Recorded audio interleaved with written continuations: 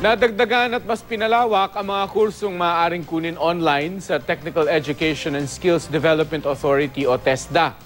Bukod sa madali itong ma-access, makatutulong din daw ito sa mga estudyanteng kapos sa budget. Makibalita tayo kay Jamie Santos.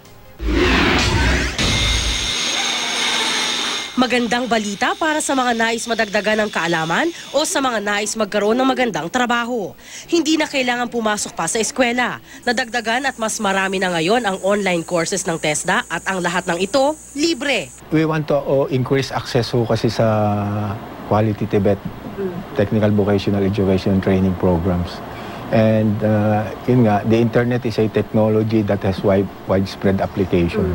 Gusto namin ma-reach as many as TVET clients as much as possible.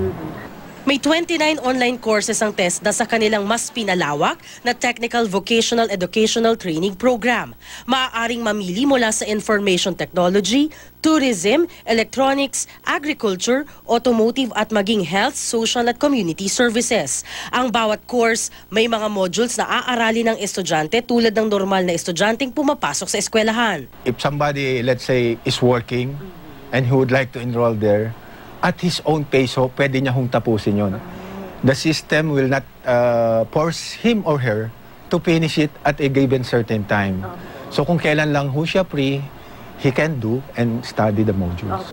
Walang takdang panahon para tapusin ng isang estudyante ang pipiliing kurso. Kung kailan lang daw libre ang estudyante para mag-aral, pwede niya ito gawin.